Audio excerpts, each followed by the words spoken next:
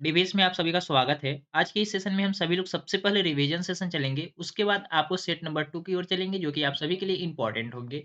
और CTET exam के लिए आप सभी को पता है कि डिबेट टीच चैनल आप सभी के लिए 30 डेज कोर्स लेकर आ रहा है, जिसमें आप सभी लोग अगर 30 डेज हमारे साथ बने रहते हैं तो निश्चित रूप से 15 कंटेंट सेक्शन में 15 आप प्राप्त कर सकते हैं।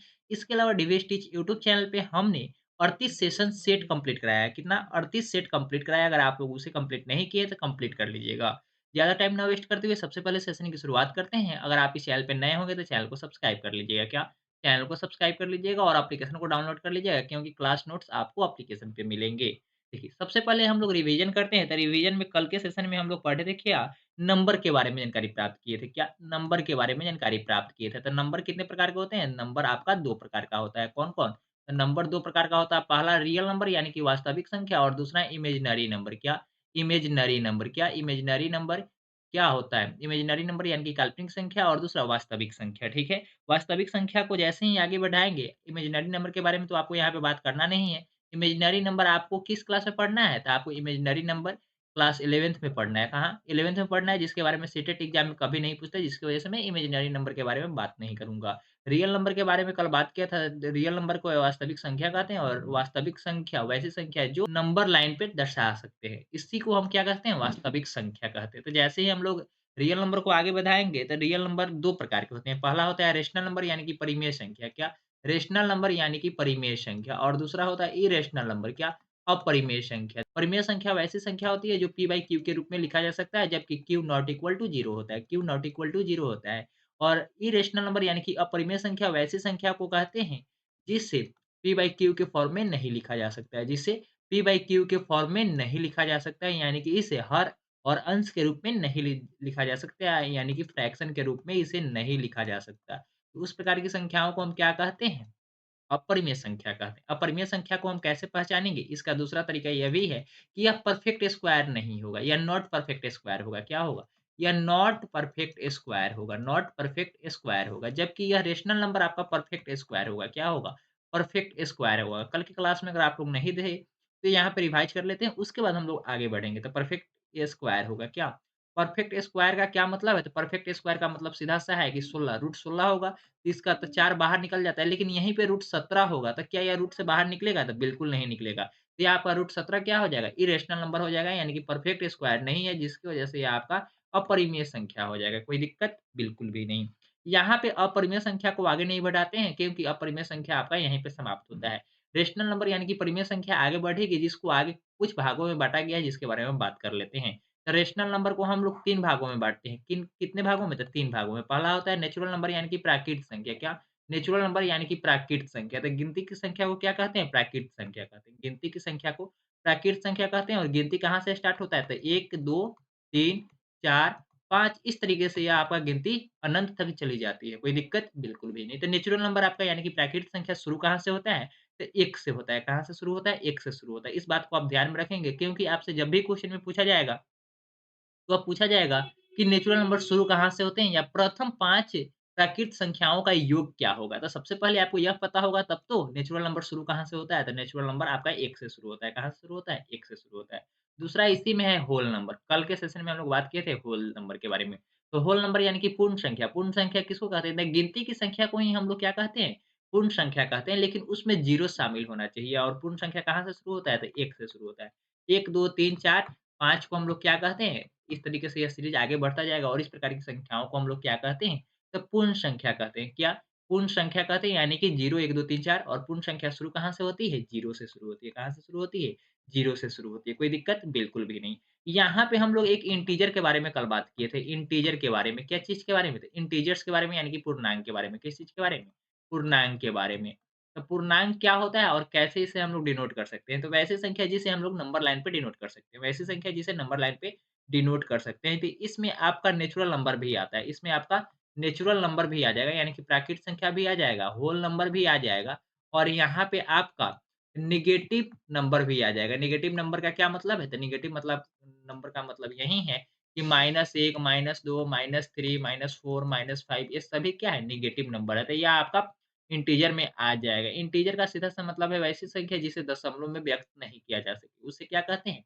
पूर्णांक संख्या कहते हैं। तो यहाँ पे नेचुरल नंबर कहाँ से शुरू होती है? तो 1, 2, 3, 4, 5, 7 यहाँ से तो 1 से स्टार्ट हुआ, जबकि होल नंबर कहाँ से शुरू होता है? तो 0 से शुरू होता है, जबकि नेगेटिव नंबर -1, -3, -15 इस टाइप से यह आगे बढ़ता चला जाएगा। यानी कि यह नंबर लाइन पे अगर डिनोट करेंगे तो इस टाइप से, बीच में एक 0 भी होगा और इधर माइनस इन्फिनिटिव होगा और इधर प्लस सॉरी इधर आपका प्लस इन्फिनिटिव होगा। क्या होगा?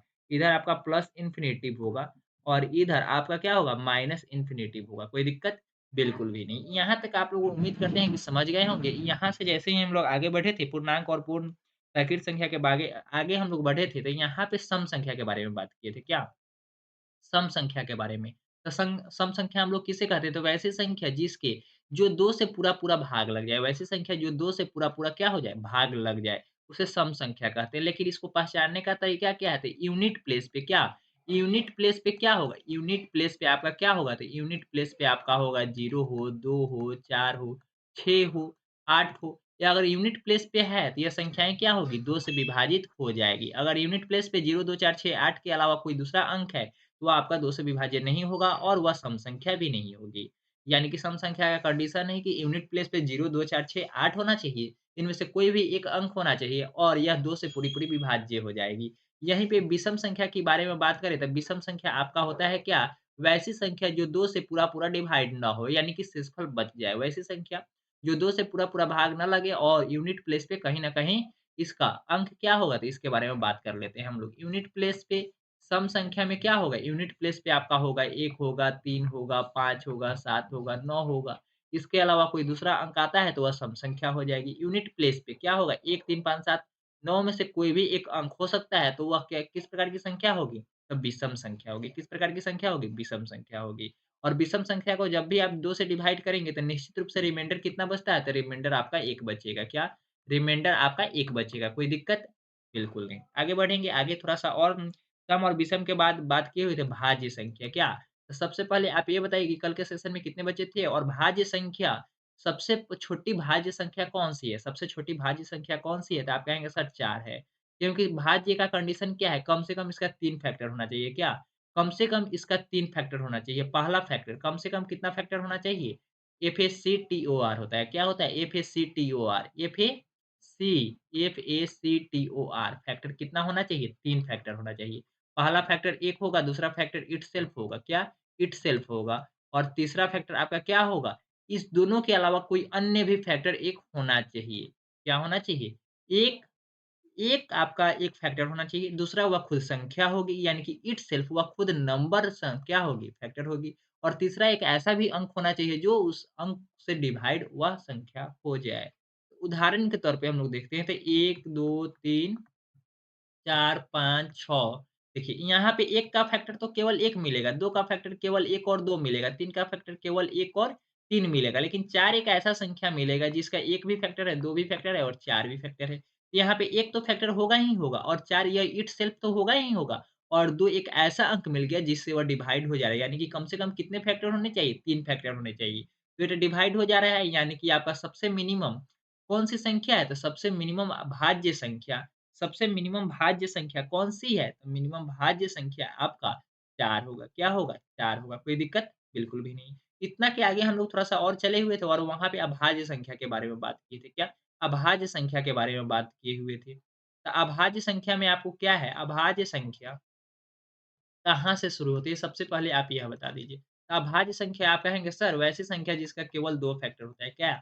वैसी संख्या जिसका केवल 2 फैक्टर होता है। केवल 2 ओनली 2 फैक्टर केवल 2 फैक्टर जबकि यह मिनिमम 3 फैक्टर क्या मिनिमम 3 फैक्टर होना चाहिए। भाज्य संख्या में मिनिमम 3 फैक्टर होना चाहिए, जबकि अभाज्य संख्या यानी कि प्राइम नंबर में ज़्यादा से ज़्यादा 2 फैक्टर होने चाहिए। पहला फैक्टर 1 होगा और दूसरा फैक्टर वह खुद संख्या होगा। वह खुद संख्या होगा। इस प्रकार से देखेंगे तो पहला आपका भाज्य संख्या 2 होगा। पहला भाज्य संख्या क्या होगा? 2 होगा और यह संख्या कभी भी किसी दूसरे अंक से नहीं कटती है। कभी भी यह संख्या किसी दूसरे अंक से नहीं कटती है। अगर यह शुरुआत देखा जाए, तो यह 2 से होगा, 3 होगा, 5 होगा, 7 होगा, 9 होगा। और इस 9 नहीं सॉरी 9 नहीं होगा कितना होगा 11 होगा। आप कहेंगे सर भाज्य संख्या और अभाज्य संख्या और विषम संख्या में क्या डिफरेंस है? अभाज्य संख्या और विषम संख्या में क्या डिफरेंस है? तो इसके लिए हम लोग थोड़ा-सा बात कर लेते हैं। भाज्य संख्या और देखिए विषम संख्या और भाज्य संख्या में आखिर डिफरेंस क्या है? विषम संख्या और अभाज्य संख्या में आखिर डिफरेंस है क्या? इसके बारे में बात करते हैं। तो विषम संख्या वैसी संख्या है जिसका फैक्टर का कोई अंत नहीं है, जिसका फैक्टर का कोई अंत नहीं है, इसका फैक्टर केवल 2 नहीं हो सकता, इसका फैक्टर 2 से ज़्यादा भी हो सकता है, लेकिन अभाज्य संख्या का फैक्टर क्या होगा? हमेशा इसका फैक्टर केवल 2 ही होता है, ओनली 1 कितना होगा? 2 होगा, ओनली 1 कितना होगा? ओनली 1 2 ही फैक्टर होगा, ओनली 1 2 ही फैक्टर होगा और विषम संख्या में यूनिट प्लेस क्या होगा? यह किसी भी संख्या से कहीं भाग लग सकता है। लेकिन यूनिट प्लेस पे क्या मिलेगा? यूनिट प्लेस पे आपका मिलेगा 1, 3, 5, 7, 9 इसके अलावा कोई दूसरा अंक नहीं मिल सकता। लेकिन अभाज्य संख्या की बात करें तो यूनिट प्लेस पे आपको क्या मिलेगा? केवल और केवल 1, 3, 5, 7 ही मिलेगा। केवल 1, 3, 5, 7 ही मिलेगा। इसके अलावा बात करें तो विषम संख्या वैसी संख्या होती है जो 2 से भाग ना लगे और रिमाइंडर कितना बचता है? रिमाइंडर हमेशा कितना बचता है? रिमाइंडर हमेशा 1 बचता है। जबकि यहाँ पे देखा जाए तो यहाँ पे 2 से भाग लगने की बात ही नहीं होती, 2 से भाग लगेगा ही नहीं। अगर मान लीजिए 3 को हम भाग करेंगे 2 से, 3 को हम 2 से भाग करेंगे, यह तो कितना होगा? रिमाइंडर 1 तो बचेगा, तो यहाँ पे भी 1 रिमाइंडर बचता है। लेकिन 9 एक ऐसी संख्या है जो विषम संख्या है, ना कि भाज्य संख्या है क्योंकि 9 का फैक्टर कितना होता है? 9 का फैक्टर 1 भी होगा, 3 भी होगा और 9 भी होगा। 1 भी होगा, 3 भी होगा और 9 भी होगा। तो इसके टोटल कितने फैक्टर हो गए?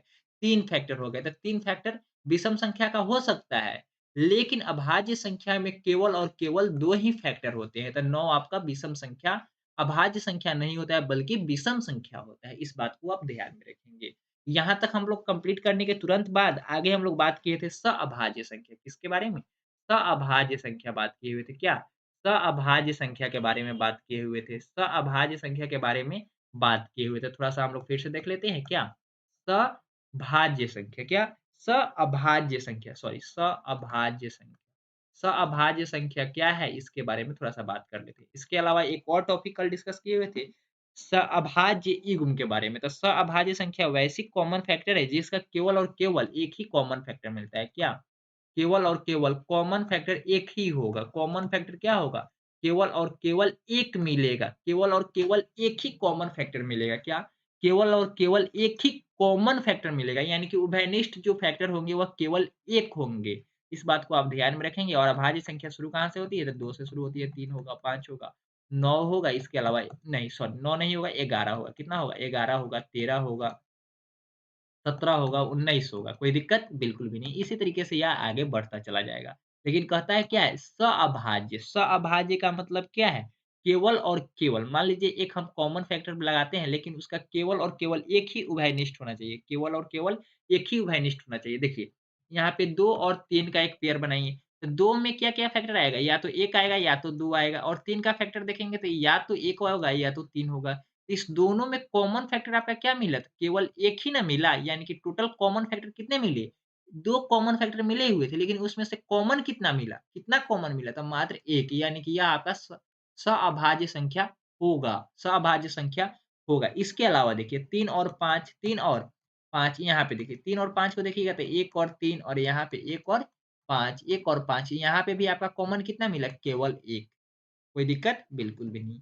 यहीं पे हम लोग थोड़ा-सा कल के सेशन में ही हम लोग बात किए हुए थे, अभाज्य युग्म के बारे में। क्या? अभाज्य युग्म के बारे में, अभाज्य युग्म के बारे में। अभाज्य युग्म में क्या होता है? दोनों दोनों नंबर के बीच का डिफरेंस क्या होता है? दोनों नंबर के बीच का डिफरेंस आपका क्या होता है? तो डिफरेंस आपका क्या होता है? 2 होता है। डिफरेंस क्या होगा? 2 होगा। डिफरेंस क्या होगा? 2 होगा। इतना तक कल के सेशन में कंप्लीट कराया गया था। उम्मीद करता हूँ आपको रिवाइज़ हो गए होंगे और आगे हम लोग बढ़ते हैं आज के इस सेशन में जो काफ़ी इम्पोर्टेंट है और आज का यह सेशन नंबर आपका नंबर सिस्टम का सेट नंबर 2 है। आज की इस सेशन में हम लोग बात करेंगे सबसे पहले प्लेस वैल्यू। क्या? प्लेस वैल्यू, इसके अलावा फेस वैल्यू, इसके अलावा आपका यूनिट डिजिट क्या? यूनिट डिजिट के बारे में बात करेंगे और इसके अलावा आज के ही सेशन में हम लोग क्या कर लेंगे? यूनिट डिजिट के अलावा जो भी नंबर सिस्टम से क्वेश्चन पूछे गए हैं, बहुत सारे बच्चे बोलेंगे sir LCM, HCF number system का ही टॉपिक है। तो नंबर सिस्टम के लिए हम लोग अलग से एक क्लासेस रखे हैं, तो नंबर हम लोग वहाँ पे एलसीएम, एचसीएफ को डिस्कस कर लेंगे। कोई दिक्कत? बिल्कुल भी नहीं होनी चाहिए। आज की सेशन में मेन टॉपिक हमारा प्लेस वैल्यू और फेस वैल्यू समझाना होगा और इसके अलावा जो नंबर सिस्टम के क्वेश्चन होंगे इम्पोर्टेंट वह क्वेश्चन भी हम लोग आज के ही सेशन में डिस्कस कर लेंगे। तो ज़्यादा ज़्यादा टाइम ना वेस्ट करते हुए हम लोग आगे सेशन में बढ़ेंगे और कोशिश करेंगे कि जो नंबर सिस्टम में पहले फेस वैल्यू और प्लेस वैल्यू के बारे में बात किया जाता है, तो बहुत सारे बच्चे या कन्फ्यूज़ हो जाते हैं कि प्लेस वैल्यू किसे कहते हैं और फेस वैल्यू किसे कहते हैं। तो सबसे पहले देखिए प्लेस वैल्यू क्या? प्लेस वैल्यू को हिंदी में क्या बोलते हैं? स्थानीय मान बोलते हैं। क्या? स्थानीय मान बोलते हैं। क्या बोलते हैं? स्थानीय मान बोलते हैं। कोई दिक्कत? बिल्कुल भी नहीं। प्लेस का हिंदी क्या होता है? तो आप कहेंगे सर प्लेस का हिंदी स्थान होता है। क्या होता है? स्थान और जगह होता है। कोई दिक्कत? नहीं। तो आप इसमें 2-3 पॉइंट मैं आपको नोट कराना चाहता हूँ, आप इसे नोट कर लीजिए। प्लेस वैल्यू कभी भी फिक्स नहीं होता। यह अनफिक्स नंबर है। अनफिक्स नंबर है, क्या है? अनफिक्स नंबर है, यानी कि यह फिक्स नहीं होता, यह बदलता चलता है। यह बदलता चलता है, यानी कि यह बदल जाएगा। जब भी किसी दूसरे डिजिट का पूछा जाए या इकाई की जगह पे दहाई पे पूछा जाए, प्लेस वैल्यू क्या होगा? तो वहाँ पे यह फिक्स नहीं होगा, यानी कि अंक बदल जाएगा। कोई दिक्कत? बिल्कुल भी नहीं। प्लेस वैल्यू, प्लेस का स्थान क्या होता है? प्लेस का हिंदी होता है स्थान और स्थान मान लीजिए अभी आप जहाँ पे बैठकर क्लासेस को अटेंड कर रहे हैं, थोड़ी देर बाद आपकी क्लासेस समाप्त हो जाएगी। उसके बाद आप क्या करेंगे? मोबाइल को बंद कर देंगे और जाकर कहीं न कहीं दूसरी जगह जाएँगे, तो आपका स्थान क्या हो गया? चेंज हो गया। यानी कि आपका प्लेस वैल्यू क्या होता है? चेंजेबल होता है। क्या? चेंजेबल होता है, यानी कि यह चेंज हो जाता है। चेंज हो जाता है, फिक्स नहीं होता है। कोई दिक्कत? बिल्कुल भी नहीं। आगे चलेंगे। प्लेस वैल्यू को हम लोग निकालते कैसे हैं? प्लेस वैल्यू को हम लोग निकालते कैसे? तो बहुत सारे बच्चों को पता होगा, सर प्लेस वैल्यू का सीधा-सा मतलब क्या है? इतना है कि यह इकाई, इकाई, दहाई, सैकड़ा, हज़ार, 10,000, लाख इस टाइप से हम लोग इसको काउंट करते हैं। इसको हम लोग बोलते हैं यूनिट प्लेस। क्या बोलते हैं? इसको बोलते हैं यूनिट प्लेस, इसको बोलते हैं हम लोग 10 प्लेस और इसको बोलते हैं हम लोग 100 प्लेस। क्या? इसको बोलते हैं हम लोग 100 प्लेस, इसको बोलते हैं 1000 प्लेस। इसको क्या बोलते हैं? 1000 प्लेस, इसको बोलते हैं हम लोग 10,000 प्लेस। क्या? इसको 10,000 प्लेस बोलते हैं। क्या? 10,000 प्लेस, इसको बोलते हैं लाख प्लेस।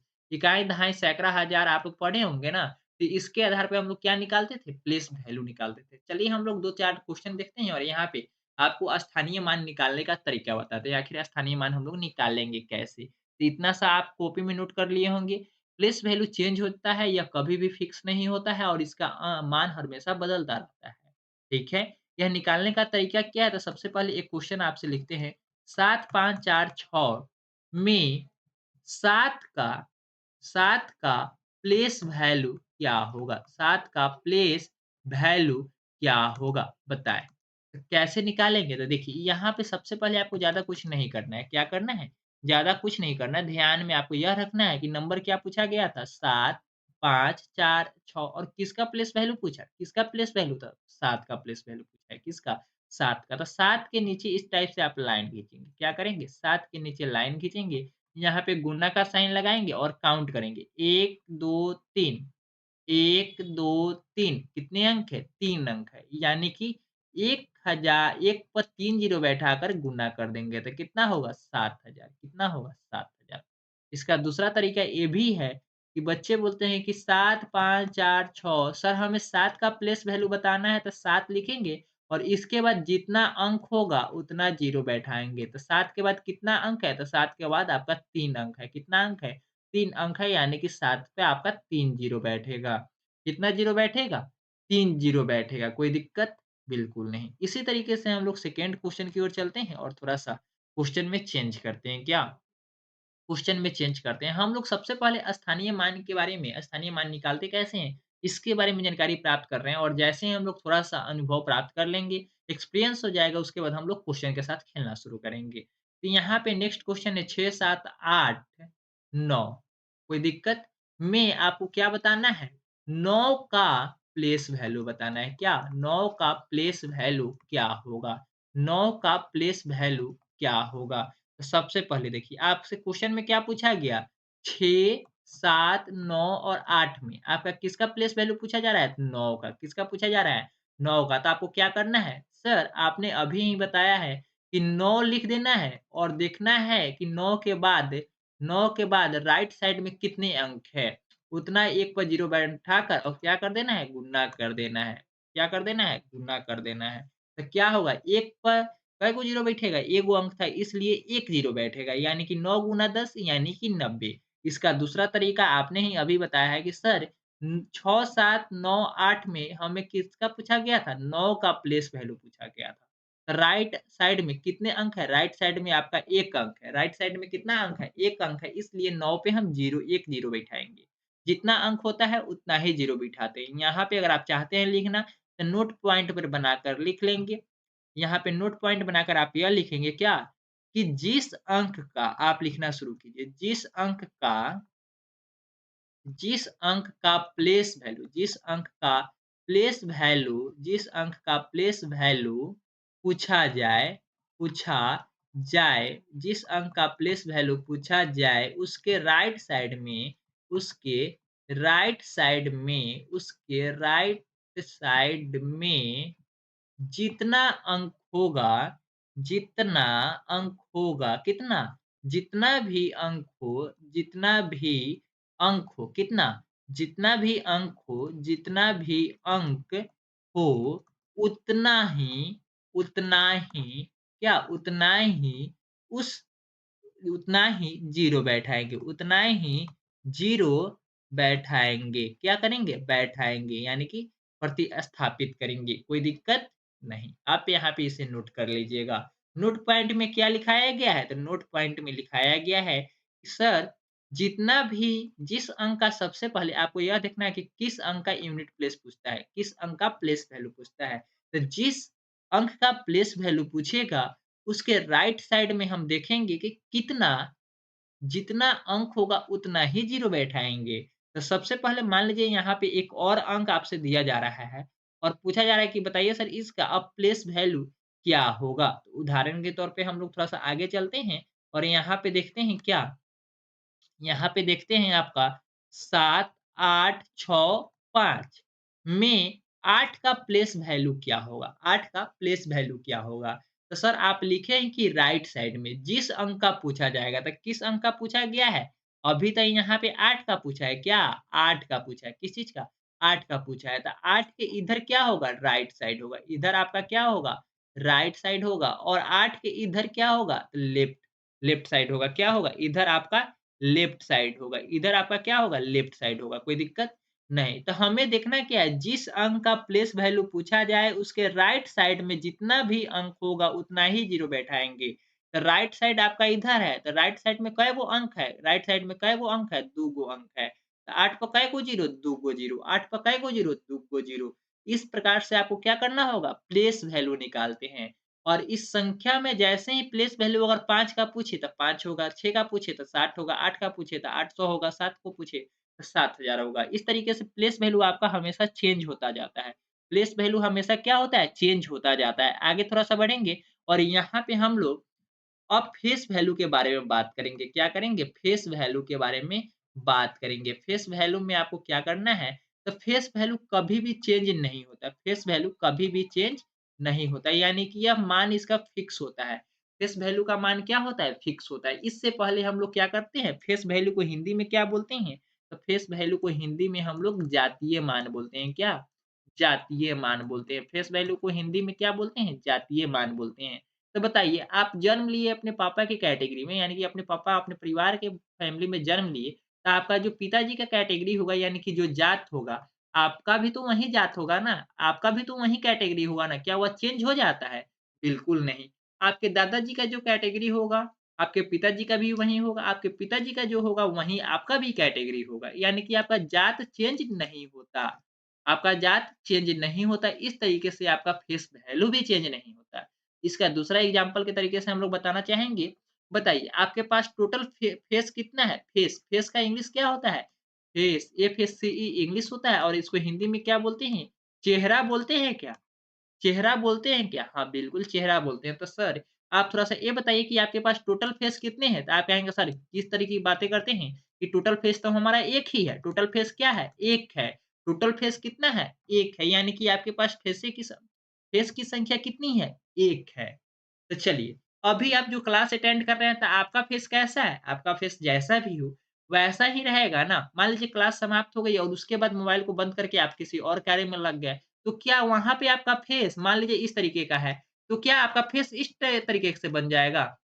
क्या इस तरीके से फेस बन जाएगा? बिल्कुल नहीं। आपका फेस जो रहेगा, जहाँ भी रहेंगे, वहाँ पे भी आपका फेस उसी तरीके से रहेगा और वहाँ से स्थान को छोड़ भी देंगे, तब भी आपका फेस वहीं रहेगा।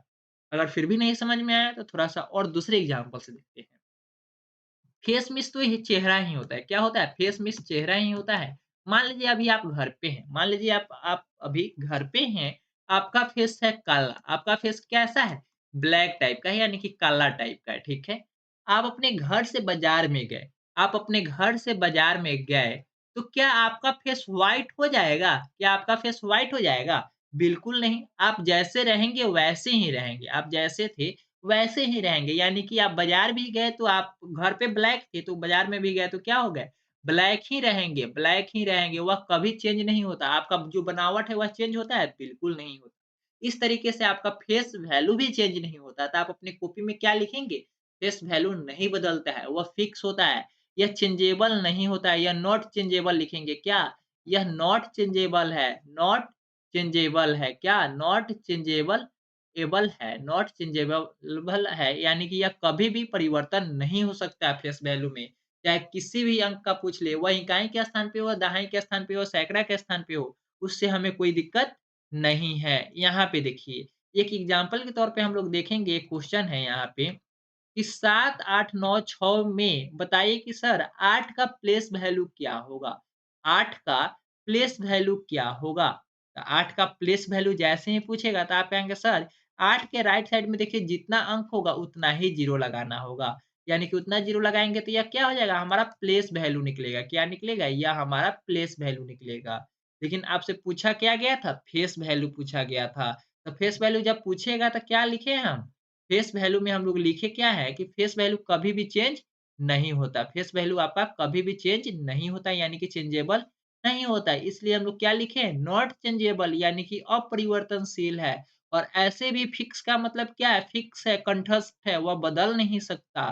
तो 8 का फेस वैल्यू की बात करें तो 8 का फेस वैल्यू आपका क्या हो जाएगा? 8 का फेस वैल्यू आपका 8 ही होगा। क्या होगा? 8 का फेस वैल्यू आपका क्या हो जाएगा?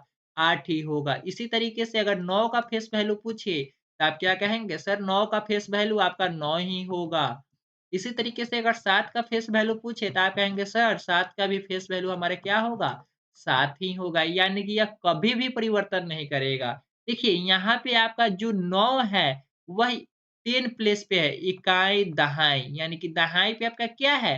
9 है, जबकि क्या बदल जाना चाहिए ना, बदल जाना चाहिए, स्थान तो चेंज हो रहा है। मान लीजिए 8 का पूछा जा रहा है, तो 8 का फेस वैल्यू क्या होगा? 8 ही होगा, 9 का क्या होगा? 9 ही होगा, 7 का क्या होगा? 7 ही होगा। जबकि यहाँ पे देखिए यह हमारा 10 प्लेस पे, यह हमारा 10 प्लेस है, जबकि यह हमारा 100 प्लेस पे है और यह हमारा 1000 प्लेस पे है। तो यह तो बदलना भी तो चाहिए, जैसे कि हमारा प्लेस वैल्यू में चेंज होता था उसी तरीके से। तो बिल्कुल नहीं बदलेगा क्योंकि फेस वैल्यू फिक्स होता है, जबकि फेस वैल्यू फिक्स होता है। मान लीजिए एक दूसरा एग्ज़ाम्पल लेते हैं और इसको कोशिश करते हैं।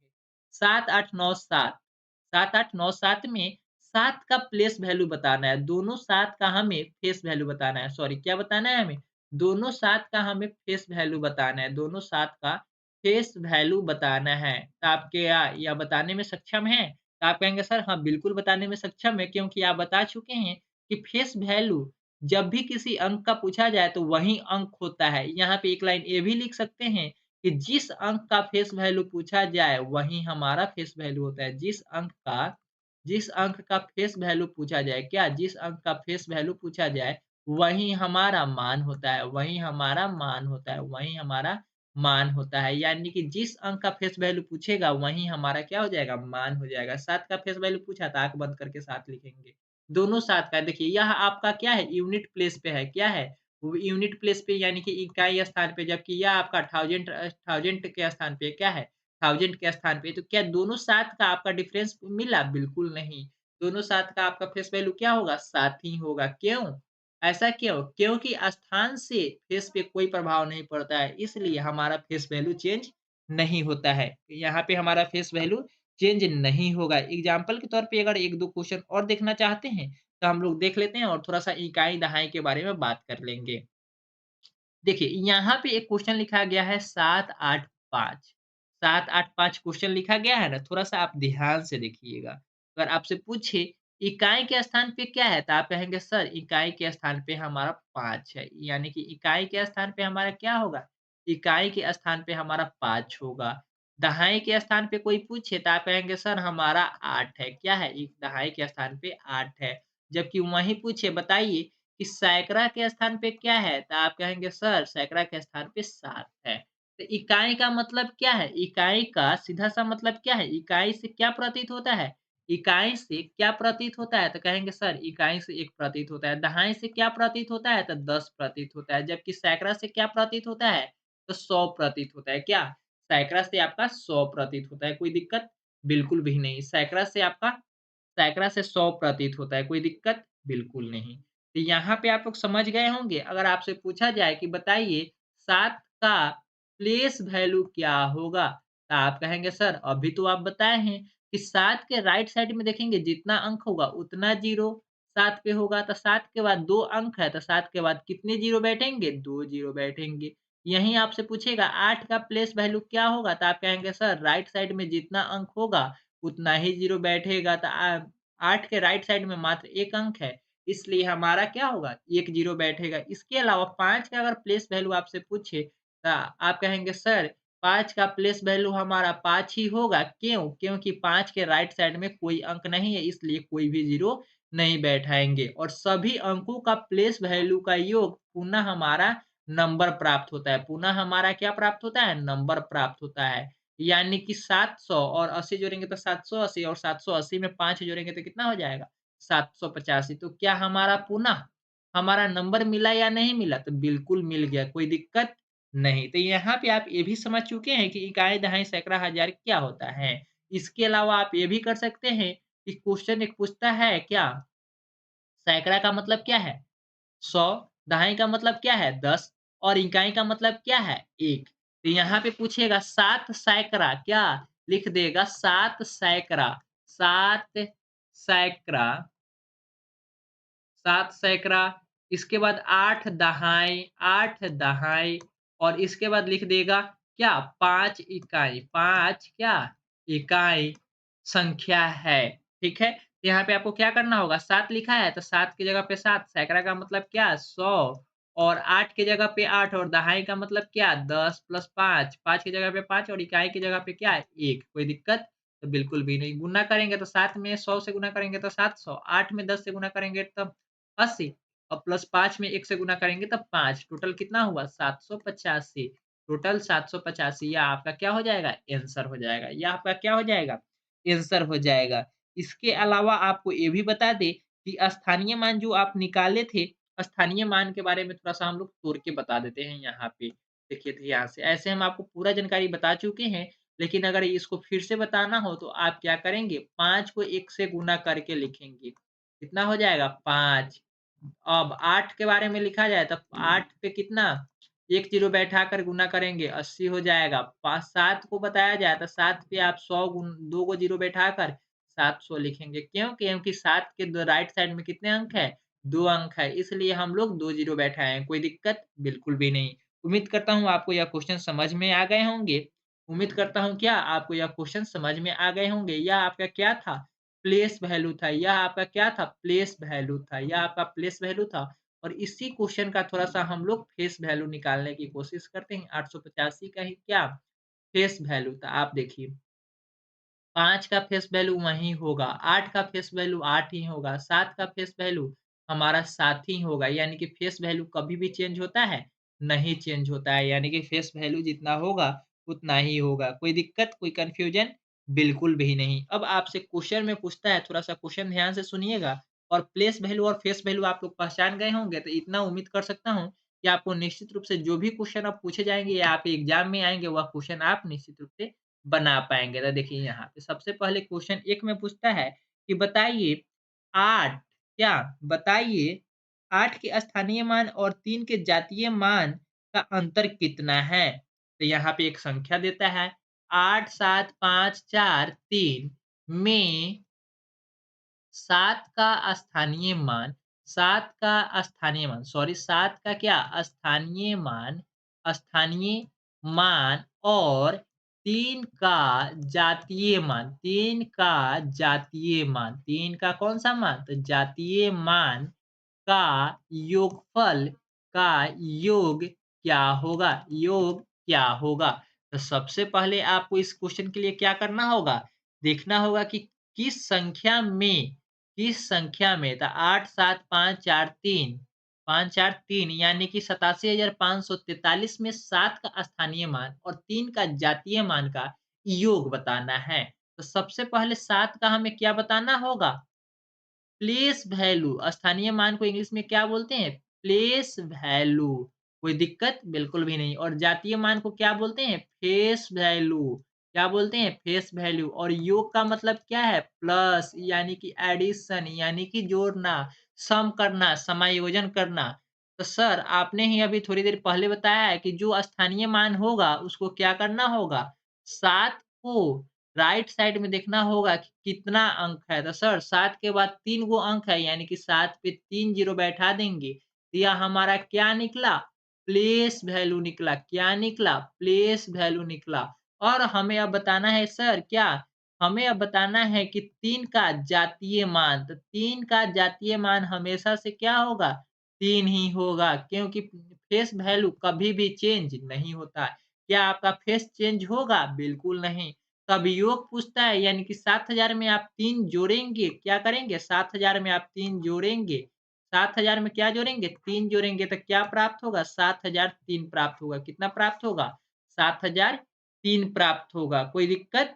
बिल्कुल नहीं। तो यहाँ पे हम लोग थोड़ा-सा आगे चलेंगे नेक्स्ट क्वेश्चन की ओर और काफ़ी इम्पोर्टेंट क्वेश्चन होंगे वो भी क्वेश्चन। क्या आपको यह क्वेश्चन समझ में आया? तो आप कह रहे हैं सर हाँ, बिल्कुल समझ में आ गया। इस क्वेश्चन में कुछ करना था? बिल्कुल नहीं। 87,543 में 7 का स्थानीय मान और 3 का जातीय मान का योग बताना था। तो यहाँ पे आप ध्यान रखेंगे कि योग पूछता है, अंतर पूछता है या गुणनफल पूछता है। क्वेश्चन तो इसी टाइप के प्लेस वैल्यू से संबंधित आते हैं, लेकिन 2-4 क्वेश्चन और अभ्यास हम लोग कर लेते हैं। उसके बाद आज के इस सेशन का रिवीजन करा देंगे और फिर जब कल नेक्स्ट कुछ सेशन लेकर आएँगे, तो उसमें अभी हम लोग रिवाइज़ कर लेंगे ताकि हम लोगों का जो टारगेट है कि 15 में 15 30 दिन के अंदर हम लोग मैथ में प्राप्त कर सकें, तो वह निश्चित रूप से प्राप्त होगी। आगे चलते हैं नेक्स्ट नंबर की ओर जो कि काफ़ी इम्पोर्टेंट है, थोड़ा-सा ध्यान से देखिएगा। यहाँ पे एक नंबर आप सभी के लिए यह दिया गया है क्या? एक नंबर आपको यह दिया गया है कि कौन-सा नंबर देखिए, मैं आपको बता देता हूँ किस प्रकार के नंबर दिए गए हैं। इस प्रकार का नंबर है। इस प्रकार का नंबर है देखिए यहाँ पे सेकंड क्वेश्चन आपका यह है, क्या? सेकंड क्वेश्चन आपका क्या है? लिखता है 7, 8, 4, 5, 6 में 3 का प्लेस वैल्यू यानी कि पी भी सॉरी 3 तो इसमें है ही नहीं, 6 का प्लेस वैल्यू और 7 का क्या? 7 का फेस वैल्यू 7 का क्या? 7 का फेस वैल्यू यानी कि क्या बताना है? 7 का फेस वैल्यू और का योग क्या होगा? का योग क्या होगा? क्वेश्चन सुन लीजिए एक बार 7, 8, 4, 5, 6 में 6 का प्लेस वैल्यू और 7 का फेस वैल्यू का योग क्या होगा? तो सर आपने थोड़ी देर अभी पहले ही और इस टाइप का क्वेश्चन समझा ही दिए हैं। सबसे पहले हमें क्या करना होगा? प्लेस वैल्यू और फेस वैल्यू फाइंड आउट करना है। संख्या क्या दिया हुआ है? 8 7, 4, 5, 6 में दिया हुआ है 6 का प्लेस वैल्यू। तो 6 का प्लेस वैल्यू क्या होता है? देखिए 6 के राइट साइड में जब हमें प्लेस वैल्यू निकालना होगा तो इसके साइड में तो कोई अंक है ही नहीं। तो हमें क्या 0 बैठाना होगा? बिल्कुल नहीं। यानी कि आपका 6 का प्लेस वैल्यू क्या हो गया? 6 ही होगा। यह हमारा प्लेस वैल्यू निकला। और 7 का हमें क्या बताना है? 7 का हमें फेस वैल्यू बताना है। क्या बताना है? 7 का फेस वैल्यू बताना है। तो 7 का फेस वैल्यू कितना होगा? 7 ही होगा। क्या वह चेंज होगा? बिल्कुल नहीं। अब कहता है योग है। योग का मतलब क्या है? जोड़ना है। योग का मतलब क्या करना है? जोड़ना है। यानी कि 6 और 7 को जोड़ेंगे तो कितना हो जाएगा? 13 यानी कि इस क्वेश्चन का बिल्कुल सही आंसर क्या होगा? 13 हो जाएगा। क्या हो जाएगा? 13 हो जाएगा। इसी तरीके से हम लोग एक क्वेश्चन और सोल्व करेंगे और उसके बाद हम लोग यूनिट प्लेस की ओर चलेंगे। क्या? यूनिट प्लेस की ओर चलेंगे जो कि आपके एग्ज़ाम के लिए काफ़ी इम्पोर्टेंट होंगे। ठीक है। यहाँ पे हम लोग थोड़ा-सा एक क्वेश्चन और देख लेते हैं और उसके बाद हम लोग क्या करेंगे यूनिट प्लेस की ओर चलेंगे। देखिए, यहाँ पे हम लोग एक क्वेश्चन और देखते हैं जो आपके प्लेस वैल्यू और फेस वैल्यू से निर्धारित होंगे और कॉन्सेप्चुअल होंगे। थोड़ा-सा देखिए, 2, 7, 9, 6, 5, 4, 3 में 7 का प्लेस वैल्यू 7 का कौन-सा मान? तो प्लेस वैल्यू और 5 का और 5 का फेस वैल्यू 5 का कितना? फेस वैल्यू का डिफरेंस का अंतर क्या होगा? का अंतर क्या होगा? कोई दिक्कत? बिल्कुल भी नहीं। आज के इस सेशन का यह अंतिम क्वेश्चन नहीं है, बल्कि यह प्लेस वैल्यू और फेस वैल्यू टॉपिक का अंतिम क्वेश्चन है। ठीक है? इसके बाद हम लोग यूनिट प्लेस के बारे में बात करेंगे जो कि काफ़ी इम्पोर्टेंट है।